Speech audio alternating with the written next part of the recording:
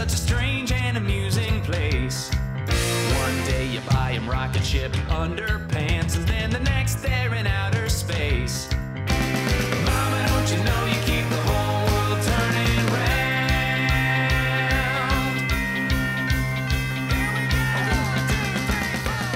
You're not going to believe this. I'm so excited. I have got a guest here named Charlie Engle, who is an ultra marathon runner, and he's a star of the movie Running the Sahara. Welcome to the show. Thank you very much. So, okay, so I told you before that I was starting to run. I've been sharing with our viewers and our listeners that I'm starting to run for some odd reason. I didn't believe in running, but just woke up one day and thought, I'm going to try it. And you know what? I love it, and my sister's training me, and she said, if you're going to do this, I want you to go buy good shoes, and I want you to watch this movie. So I downloaded the movie, and it's amazing. You've got to watch it. Changed my life. Changed my life. So were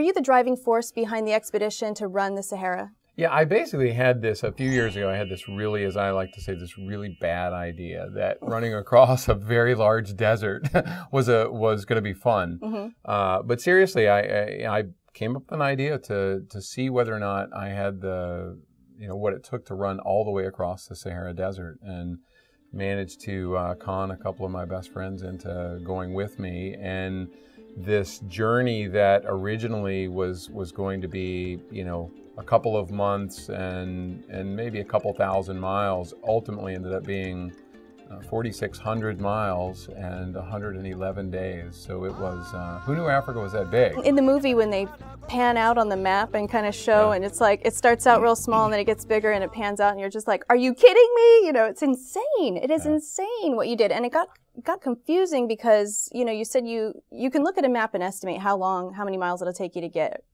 to where you need to go, but it got longer and longer during the expedition. Why was that? Well, you don't always, especially in a place like Africa, you don't always get to go where you want to go. And the maps are nowhere near like what we have here. And a GPS, there's no like turn-by-turn directions. So very often it was just, taking the GPS unit that I was carrying and saying, okay, we're going that way, and just heading off across open desert. And that worked most of the time, but very often there were, mountain ranges. When we got to Libya, as you saw in the film, I mean, they really, let's just say, they encouraged us to stick to certain routes. Yeah, and so there wasn't the opportunity for us to really go in a direct route. And they almost didn't let you in at all. We ran completely on faith for about 3 weeks from the time we got to Is that how long it was? Yeah. So from the time we got to the center of the Sahara in this town called Agadez, which is represented in the movie, it was almost 3 weeks to the border of Libya. And so we, as I like to say, we ran every single day 50 miles during that stretch, not knowing whether or not we were even going to be allowed to continue. The viewer knows you do it, but it's scary because your other options are really scary.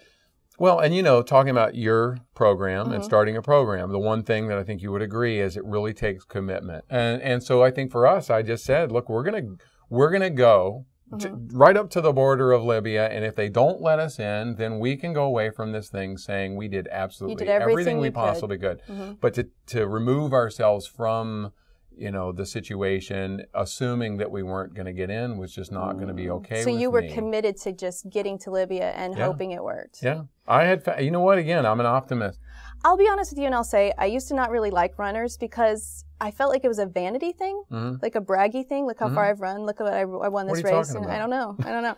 So now what I'm realizing now, and there's a whole new respect and understanding for it because it is so mental, and when you achieve that goal, your self-esteem is like amazing, and you're fit, and you feel like you can do anything. You can run across the Sahara if you feel like it. I mean, that's what you feel like. Well, look, almost anybody you ask, if you ask them what the most meaningful things in their life has been and what's helped shape who they are, almost every time the answer that you will get are the difficulties that they face. True. That's how we are. But you're purposefully putting difficulties in front of you. Well, some people you have no choice. Right.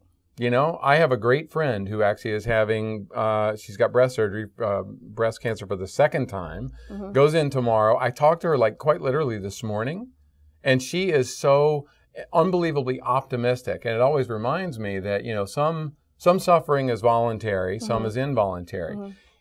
people who go through that kind of traumatic situation, if they can be optimistic, and if you talk to them when they're done, and hopefully they've survived and are healthy, they will tell you every time that they're actually better off after having faced the hardship. And so I try to... Don't want to do it again. No, it's that you wouldn't do it on purpose. Yeah. So for me, I voluntarily put myself in difficult situations because I trust the fact that if I can get through to the other side, I will benefit. Yeah.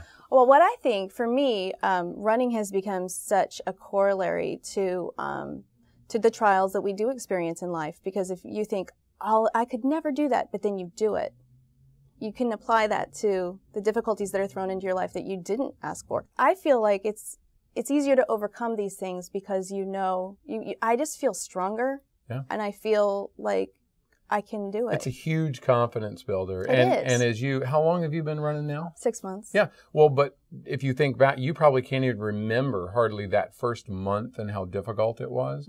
And the problem is, of course, most people, that's where they quit because they run a couple of weeks, and once that enthusiasm of the first week or two, and I'm going to do this thing, once that sort of begins to wear off and their body gets a little more tired, they lose the momentum and they quit, but they never reach the point where they actually start to get the benefit. I got to tell you though, your movie, it just taught me so much. And I think the thing that hit me the most and has inspired me the most was, well, first of all, you guys, I saw each one of you guys hit a wall and push through, Kevin wanted to go home because he was afraid of, danger. Yeah. Ray got depressed for like a day. Yeah. And then you kind of went through the end of it. It just all saved up for you to the end, but you pushed through. And it was like, you know what? I can do it.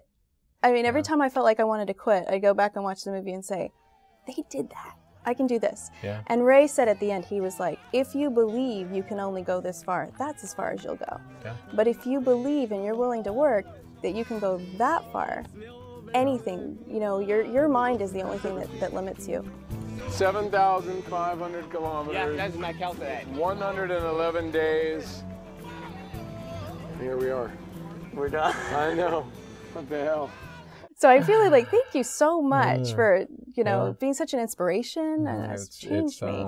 It's my pleasure. I keep saying I need to find something smaller to run across next time, but It won't be as good. It won't be as good. So anyway, thank you so much for being here. No, it's my We're pleasure. Talk some more. My pleasure. Some more. Love it. You got to go get this movie. Running the Sahara, best. It'll make you feel great. And we'll have a link to it at mommycast.com.